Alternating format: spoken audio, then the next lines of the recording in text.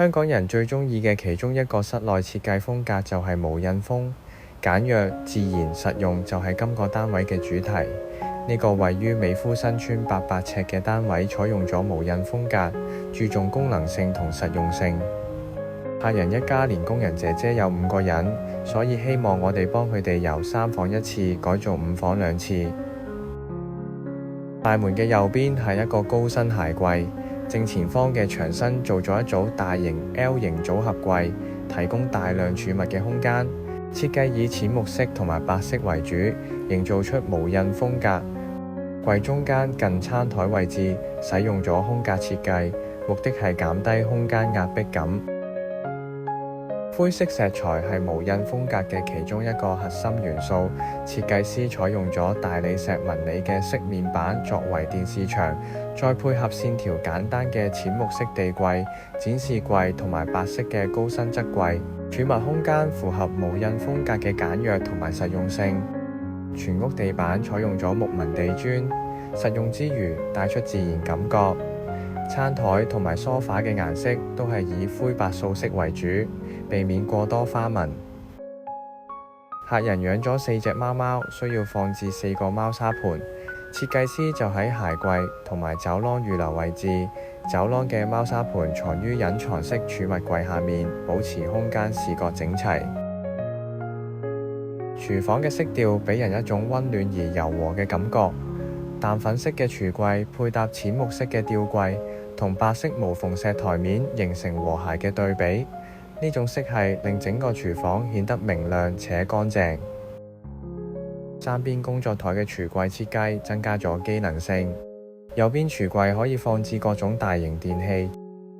而左邊嘅櫥櫃係多用途工作區，用作擺放小型家電或者作為備餐用途。星盤設置喺中間嘅櫥櫃可以提高空間靈活度，令到工作動線流暢而且便利。呢種設計非常適合喜愛烹飪嘅人，既節省空間又不失功能性。除此之外，呢個視覺上係開放式嘅廚房，透過大幅玻璃為空間增添咗視覺上嘅伸延，同時令到窗外嘅自然光線引進廚房。第一間睡房繼續以白色同埋淺木色為主，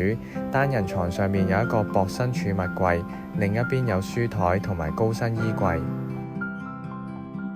睡房旁邊係浴室，牆身同埋地磚使用淺灰色大理石紋瓷磚，洗手盆櫃採用深灰色，配上白色橢圓形面盤，設計簡潔。淋浴區內設計咗嵌入式雲石層板，可擺放淋浴用品。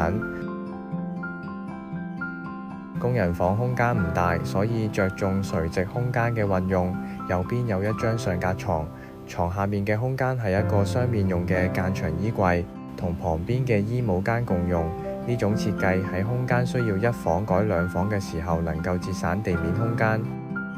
另一間睡房做咗一個大型儲物衣櫃，設計簡約，同牆面融為一體，減少視覺雜亂。另一面書台配置咗圓形鏡，邊緣有隱藏式 LED 燈帶，背後係深色石紋飾面，燈帶發出柔和嘅燈光，兼具化妝台嘅功能。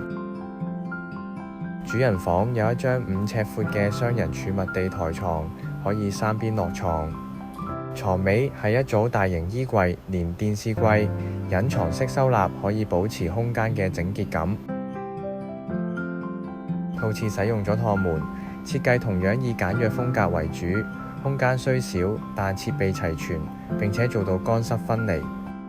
成個浴室腰線以下係淺灰色水磨石同地磚一致，牆身腰線以上係木紋磚，再搭配同牆身同一顏色嘅吊櫃同埋層架，可以減低空間嘅壓迫感。白色面盤櫃上面選用一幅圓形鏡，用作平衡窄長嘅空間。